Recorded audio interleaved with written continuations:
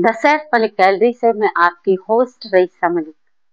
इस प्रोग्राम में हम बात करेंगे बॉलीवुड के मशहूर अभिनेता गोवर्धन असरानी की, जिनका पिछले दिनों दिवाली के दिन यानी 20 अक्टूबर को 84 साल की उम्र में निधन हो गया। बताया गया कि पिछले कई दिनों से वो अस्पताल में भर्ती थे और वहीं उनका इलाज चल रहा था। असरानी के निधन की खबर तब आई जब उनका अंतिम संस्कार भी हो चुका था, लेकिन आखिर ऐसा क्यों हुआ? परिवार ने इतनी जल्दी अंतिम संस्कार किया क्यों? दरअसल असरानी के निधन की खबर जब आई तो सबको धक्का लगा। सबको हंसाने वाले असरानी आखिरकार अचानक से कैसे चले गए? असरानी के निधन की खबर से ज्यादा लोगों के लिए शॉकिंग ये था कि उनका अंतिम संस्कार भी किया जा चुका है। इसके बाद उनके परिवार ने इसकी जानकारी लोगों को दी है। दरअसल ये इच्छा असरानी की ही थी। एक रिपोर्ट के मुताबिक असरानी चाहते थे कि उनका अंतिम संस्कार महज कुछ लोगों के बीच ही किया जाए, जिसमें उनके परिवार वाले ही शामिल रहें। उन्होंने अपनी पत्नी को ये पहले ही कह दिया था कि वो इसका कोई मुद्दा ना बनाएं। वो शांति से जाना चाहते थे, इसलिए अंतिम संस्कार में उनके सिर्फ कुछ परिवार वाले ही शामिल रहे। यही वजह है कि उनके अंतिम संस्कार में करीब 20 लोग ही शामिल हुए और इस तरह से असरानी के ये अंतिम इच्छा उनकी पत्नी ने पूरी की। हिंदी फिल्म इंडस्ट्री के दमदार एक्टर जिन्हें कॉमिक रोल के लिए जाना गया, वो धुरंधर एक्टर थे असरानी, जिन्होंने 5 दशक तक गुजराती और हिंदी फिल्मों में काम किया, रिकॉर्ड बनाए, बिजनेस भी किया और खूब नाम कमाया। गोवर्धन असरानी, जिन्हें असरानी नाम से जाना गया, सिंधी हिंदू थे। 1 जनवरी 1941 को जयपुर में उनका जन्म हुआ। उनके पिता की कारपेट की दुकान थी। असरानी को बिजनेस में दिलचस्पी नहीं थी और उनकी मैथ्स कमजोर थी। जयपुर में स्कूलिंग तो राजस्थान कॉलेज से ग्रेजुएशन पूरा किया, साथ ही साथ ऑल इंडिया रेडियो के लिए वॉइस आर्टिस्ट के तौर पर काम भी किया और इसी से अपनी पढ़ाई का खर्चा भी उठाया। असरानी की शादी मंजू बंसल से हुई थी, जो कि एक्ट्रेस थी। 1973 में आई फिल्म आज की ताजा खबर में काम करते हुए दोनों प्यार कर बैठे। दोनों ने नमक हराम में भी काम किया, फिर शादी कर ली। इसके बाद तपस्या, चांदी सोना, जाने बहार, जुर्माना, नालायक और सरकारी मेहमान जैसी फिल्मों में भी काम किया। बताया जाता है कि असरानी के बेटे का नाम नवीन असरानी है, जो फिल्मी दुनिया से दूर हैं। वो अहमदाबाद में डेंटिस्ट हैं। असरानी सिर्फ एक एक्टर ही नहीं, डायरेक्टर भी थे। उन्होंने अपनी जिंदगी के 5 दशक इंडस्ट्री में बिताए। इस दरमियान 350 से ज्यादा गुजराती और हिंदी फिल्मों में काम किया। लीड हीरो, कॉमेडियन और सपोर्टिंग रोल्स निभाए। उन्हें शोले में जेलर का किरदार निभाकर पहचान मिली। वो हिटलर बने थे। एक इंटरव्यू के दौरान असरानी ने बताया कि फिल्मों के प्रति उनका लगाव बचपन से ही था। वह अक्सर स्कूल से भागकर सिनेमा देखने जाया करते थे। यह बात उनके घर वालों को पसंद नहीं थी और उन्होंने उनके सिनेमा देखने पर पाबंदियां लगा दी। उनके पिता चाहते थे कि वह बड़े होकर सरकारी नौकरी करें। उम्र बढ़ने के साथ फिल्मों के प्रति उनका लगाव जुनून में बदल गया और एक दिन असरानी घर में बिना किसी को कुछ बताए भागकर मुंबई आ गए। इस सब की शुरुआत साल 1960 से 1962 में हुई थी, जब असरानी ने साहित्यिक कल भाई ठक्कर से एक्टिंग सीखी। बॉलीवुड में आने के लिए वो मुंबई आ गए। 1963 में किशोर साहू और ऋषिकेश मुखर्जी से अचानक मुलाकात हुई, जिन्होंने उन्हें प्रोफेशनली एक्टिंग सीखने की सलाह दी। असरानी जी किशोर साहू और ऋषिकेश मुखर्जी के कहने पर पुणे के FTII पहुंचे। वे एक्टिंग की पहली बैच के छात्र रहे और बाद में वहीं पर पढ़ाने भी लगे। निर्देशकों से मिलने के लिए वे छुट्टियों में ट्रेन पकड़कर मुंबई आते। वे ऋषि मुखर्जी से भी मिला करते थे। असरानी ने बताया था, एक दिन ऋषिदा गुलजार साहब और उनके असिस्टेंट्स FTI आए। उन्होंने पूछा कि असरानी कहाँ हैं, तो मैं खुश हो गया कि ये मुझे काम देने आए हैं। मैं जैसे ही उनके पास पहुंचा, उन्होंने पूछा कि जया भादुड़ी कौन है, क्योंकि जया जी सत्यजीत रे की महानगर में काम कर चुकी थी और सत्यजीत रे ने दादा से उनकी काफी तारीफ की थी। मैं जया भादुड़ी को लेकर आया और ऋषिदा से मिलवा दिया। फिर उनसे पूछा कि दादा मेरा रोल, तो उन्होंने कहा कि हम बुलाएगा। बाद में उनकी चिट्ठी आई, गुड्डी में काम दिया। गुड्डी के साथ साथ मुझे मेरे अपने में भी काम मिल गया। दोनों ही 5-6 महीने की गैप से रिलीज हुई और उसके बाद मुझे काम ढूंढने की जरूरत ही नहीं पड़ी। FTII के दिनों को याद करते हुए असरानी जी ने बताया था कि एक बार वे डायलॉग की प्रैक्टिस कर रहे थे, तभी महान अभिनेता मोतीलाल जी आए। उन्होंने कहा, तुम राजेंद्र कुमार से प्रभावित लगते हो। असरानी जी बोले, वो जुबली स्टार हैं, उनसे कौन प्रभावित नहीं होगा, वे तो खुद दिलीप साहब से प्रभावित हैं। इस पर मोतीलाल जी ने कहा कि अगर तुम दूसरों की नकल करोगे तो मिमिक्री आर्टिस्ट बनकर रह जाओगे, तुम्हारी अपनी कोई पहचान नहीं बनेगी, अपने ढंग से काम करो। असरानी जी ने यह बात जीवन भर याद रखी। पुणे से डिप्लोमा कर मुंबई लौटे। असरानी को फिल्मों में छोटे मोटे रोल मिले, लेकिन उनको पहली बार पहचान मिली फिल्म सीमा के एक गाने से। गुरदासपुर में जब उनके घर वालों ने इस गाने में उन्हें देखा तो वह सीधे मुंबई आए और असरानी को वापस अपने साथ ले गए। गुरदासपुर में कुछ दिन रहने के बाद वह किसी तरह घर वालों को मनाकर मुंबई लौट आए।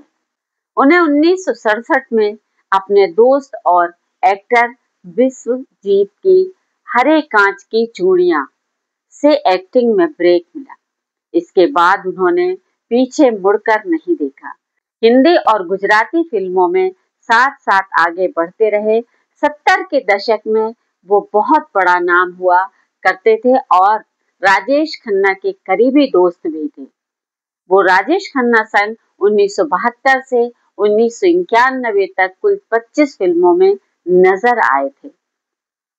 दोनों बावर्ची के सेट पर मिले और दोस्ती हो गई। नमक हराम से लेकर 1991 में घर परिवार तक इनकी दोस्ती कायम रही। लोग कहते थे कि असरानी के बिना राजेश की दोस्ती अधूरी थी। दोनों करीब 19 साल तक साथ रहे। इनकी दोस्ती की मिसाल दी जाती थी। साल 2018 में असरानी ने फिल्म फेयर को दिए इंटरव्यू में राजेश संग अपनी दोस्ती के बारे में बात की थी। उन्होंने कहा था, मैंने राजेश के साथ 1973 में ऋषि दा की नमक हराम में काम किया। वो अमिताभ बच्चन के अपोजिट कास्ट हुए थे। दोनों के बीच बेसिक कंट्रेंसी थी, लेकिन राजेश को सुपीरियोरिटी कॉम्प्लेक्स था। उन्हें लगता था कि कोई मुझे हिला नहीं सकता, मैं बहुत पावरफुल हूँ। पूरी फिल्म में दोनों के बीच साफ टेंशन थी। उन्होंने आगे कहा, सालों तक राजेश के साथ मेरे रिश्ते अच्छे रहे। वह अक्सर मुझे ड्रिंक्स के लिए बुलाते थे, लेकिन उन्होंने कभी किसी को अपने दिल की बात नहीं बताई। मुझे नहीं लगता कि वह किसी के करीब थे। उन्हें ऐसे लोगों के साथ रहना पसंद था जो उनके बारे में सिर्फ अच्छी बातें करते थे। उन्होंने कभी अपने डाउनफॉल को स्वीकार नहीं किया। हालांकि मुझे लगा कि अनुरोध की शूटिंग के दौरान उनमें फ्रस्ट्रेशन बढ़ रही थी। सालों बाद मैं हैदराबाद में आमदनी अठन्नी खर्चा रुपया 2001 की शूटिंग कर रहा था, जहां मैं उनसे बंजारा होटल्स में मिलने गया था। उनका स्टाइल वैसा ही था। असरानी ने गुजराती और राजस्थानी समेत कई अलग अलग भाषाओं में काम किया। उन्होंने कुछ हिंदी और गुजराती फिल्मों का निर्देशन भी किया। उन्होंने महमूद, राजेश खन्ना और बाद में गोविंदा जैसे अभिनेताओं के साथ बेहतरीन कॉमेडी रोल निभाए। कॉमेडी के अलावा असरानी ने आज की ताजा खबर और चला मुरारी हीरो बनने जैसी फिल्मों में अपनी निर्देशकी प्रतिभा भी दिखाई। 1980 के दशक में असरानी ने 107 हिंदी फिल्मों में काम किया। असरानी के नाम एक दशक में सबसे ज्यादा हिंदी फिल्मों में कैरेक्टर एक्टर कॉमेडियन के तौर पर काम करने का रिकॉर्ड है। 1970 के दशक में 101 और 1980 के दशक में 171 असरानी ने ऋषिकेश मुखर्जी से लेकर प्रियदर्शन पापिया से लेकर डेविड धवन तक अपने साथ काम किया और सबके फेवरेट बन गए। निर्देशक ऋषिकेश मुखर्जी और गुलजार का असरानी के जीवन में अहम योगदान रहा। इन दो फिल्मकारों की कई फिल्मों में असरानी अलग अलग भूमिकाओं में नजर आए।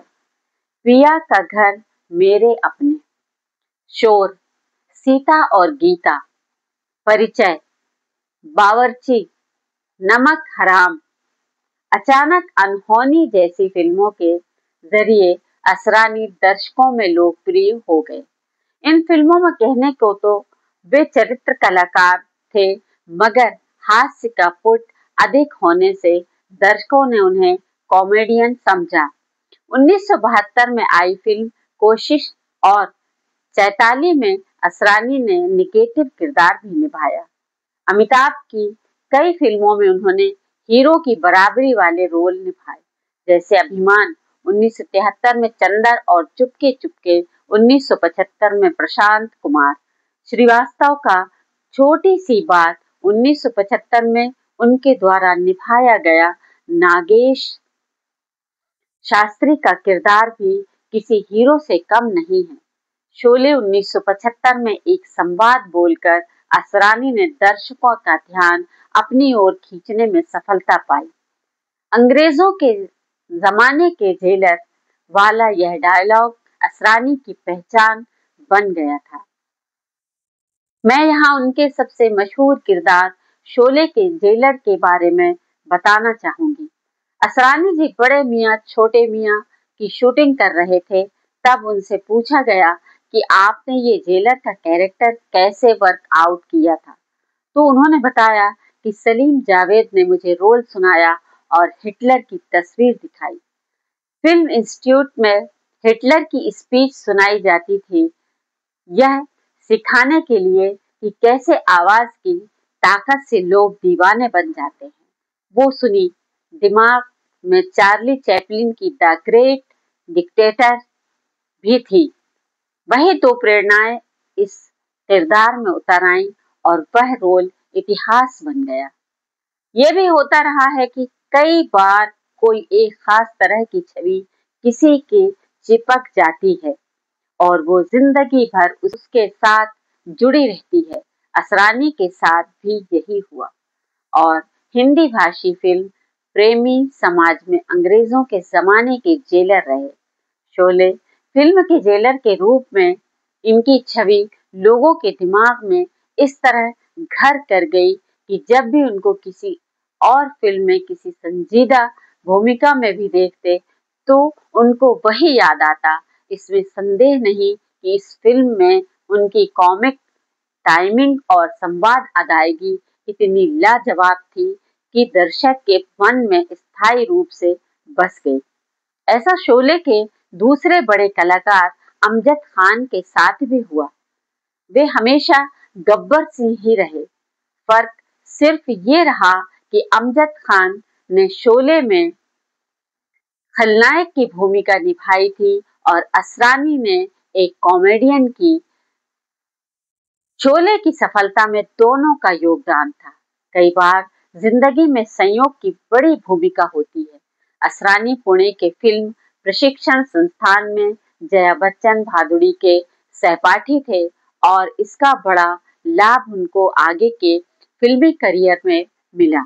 जब ऋषिकेश मुखर्जी अभिमान फिल्म बना रहे थे तो उसमें अमिताभ बच्चन और जया भादुड़ी मुख्य भूमिका में थे। मुखर्जी साहब उसमें महमूद को भी रखना चाहते थे, जो उस समय कॉमेडी के बादशाह माने जाते थे, लेकिन तब तक अमिताभ बच्चन से उनके रिश्ते खराब हो चुके थे। हालांकि महमूद ने आरंभिक दिनों में अमिताभ बच्चन की काफी मदद की, लेकिन फिल्मी दुनिया में रिश्ते जल्दी बनते और टूटते हैं। खैर, जो भी हुआ हो, जया भादुड़ी ने तब असरानी के नाम की सिफारिश की और फिर असरानी भी एक बड़े सितारे बन गए और मरते दम तक रहे। उन्होंने कई तरह की भूमिकाएं की और सब में सफल रहे। एक बड़े चरित्र अभिनेता के रूप में हमेशा दिखते रहे। साल 1982 में असरानी ने अपने आर्टिस्ट साथी दिनेश हिंगू, हरीश पटेल और सलीम परवेज के साथ गुजराती प्रोडक्शन कंपनी खोली। कंपनी 1996 में बंद हो गई। असरानी ने कपड़ों में भी इन्वेस्ट किया और दूसरे एक्टर्स के लिए इन्वेस्टर के तौर पर काम किया, पर 1991 तक उनका बहुत सारा पैसा डूब गया। असरानी ने अपने जीवन में कुछ फिल्में भी बनाई। उनकी कोई भी फिल्म ब्लॉकबस्टर साबित नहीं हुई। शायद ये फिल्में वक्त से पहले बनी, क्योंकि आज के वक्त में जब OTT प्लेटफॉर्म के कारण ऐसी भी फिल्में दर्शकों तक पहुंच रही हैं जो फिल्म जगत की पारंपरिक लीक से हटकर होती हैं, तब शायद असरानी की बनाई और उनके द्वारा निर्देशित फिल्में अपेक्षाकृत ज्यादा स्वीकृति पाती। फिर भी उनकी बनाई एक फिल्म चला मुरारी हीरो बनने हिंदी भाषी समाज में एक लोकप्रिय मुहावरा बन गई। 1977 में जब ये फिल्म आई थी, मैं तो सिनेमा घरों ज्यादा नहीं चली, लेकिन इसका जो कथ्य था वो आज भी लोगों के मन में जिंदा है। देश भर में आज भी लाखों लोग, खासकर युवा हैं, जो फिल्मों में बतौर एक्टर काम करना चाहते या चाहती हैं। वे मुंबई पहुंचते भी हैं और ज्यादातर के ख्वाब अधूरे ही रह जाते हैं। जिन बड़े फिल्मी सितारों पर वे बिछे रहते हैं, उनसे मिलने पर उनको एहसास होता है कि उनका तो उन सितारों के सामने कोई वजूद ही नहीं। हालांकि फिल्म हल्के फुल्के और मजाकिया ढंग से ये बात कहती है, लेकिन मूल बात वही है। फिल्म नगरी टूटे हुए ख्वाबों की नगरी भी है। असरानी का फिल्मी जीवन इतनी गवाही देता है कि अगर अब बड़े सितारे ना भी बन पाए तो भी अपनी कला के बूते आप लोगों की याद बने रहते हैं। असरानी हिंदी फिल्म प्रेमी जगत की स्मृतियों में हमेशा बने रहेंगे। दावा किया गया कि राज कपूर को असरानी से इसलिए नाराजगी थी क्योंकि ऋषि कपूर को फिल्म इंस्टीट्यूट में एडमिशन नहीं मिला था। असरानी एक इंस्ट्रक्टर थे और उन्हें लगता था कि ऋषि नॉन मैट्रिकुलेट हैं।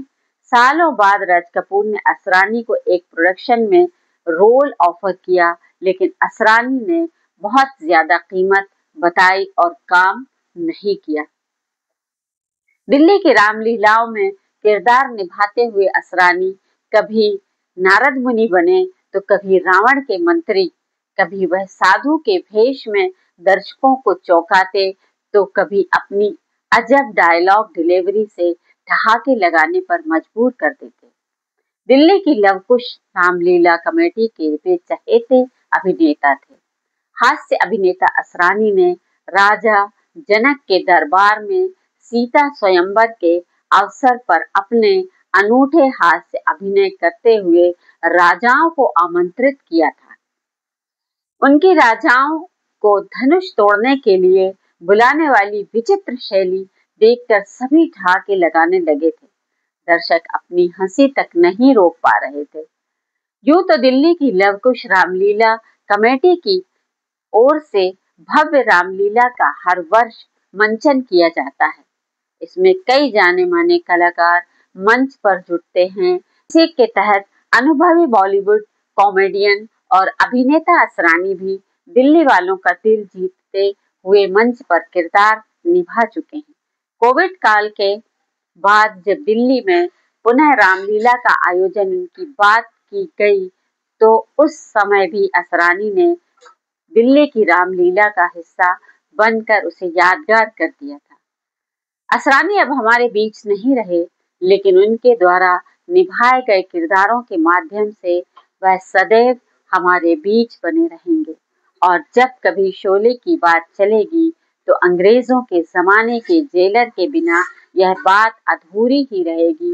द सैफ मलिक गैलरी की ओर से हम गोवर्धन असरानी जी को भावभीनी श्रद्धांजलि देते हुए इस कार्यक्रम को यही समाप्त करते हैं। आपको हमारी प्रस्तुति पसंद आई हो तो इसे लाइक करें, शेयर करें, कमेंट बॉक्स में कमेंट करना ना भूलें और ऐसे ही हमारे कार्यक्रमों को देखने के लिए चैनल को सब्सक्राइब करना ना भूलें।